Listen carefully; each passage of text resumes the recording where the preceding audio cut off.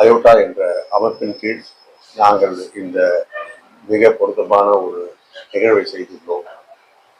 அதாவது 9 நாட்களில் ஒரு பேஷண்ட்டை டிரான்ஸ்பிளான்டில் ரெஜிஸ்டர் பண்ணி அதை டிரான்ஸ்பிளான்ட் செய்துள்ளோம். அது மட்டுமில்லை, இது ஒரு டுவல் கிட்னி, அதாவது இட்ஸ் டெக்னிக்கல் மார்வலஸ் என்று சொல்லலாம்.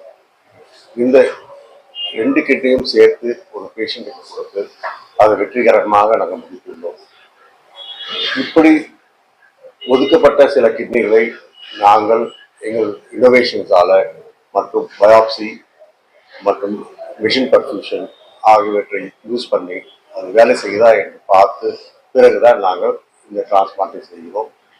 ஆகையால் இந்த நிகழ்வு தமிழ்நாட்டில் ஒரு சரித்திரமிக்க நிகழ்வு. It's a milestone in kidney transplant சொன்னால் மிகையாகாது. Sir said is a very memorable day for us because in the last 6 years waiting time கம்மி பண்ணுறதுக்காக ஹை குவாலிட்டி அவுட்கம் தரதுக்காக நம்ம சில சிஸ்டம்ஸ்லாம் இனோவேட் பண்ணோம். ஒன்று ஃப்ரோசன் செக்ஷன் பண்ண ஆரம்பித்தோம். இந்த ஆர்கன்லேருந்து பயாப்சி எடுத்து ஒரு 1 ஹவருக்குள்ள ரிப்போர்ட் பார்க்க ஆரம்பித்தோம். மெஷின் பர்ஃபியூஷன் சிஸ்டம் தமிழ்நாட்டில் இன்ட்ரடியூஸ் பண்ணோம்.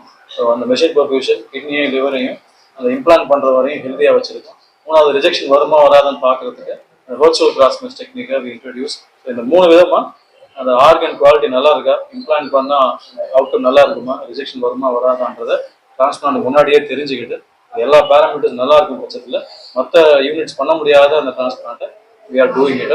அதை பண்ணுறதுனால தான் இப்போ இந்த வெயிட்டிங் டைமை சிக்னிஃபிகண்டாக குறைக்க முடியுது.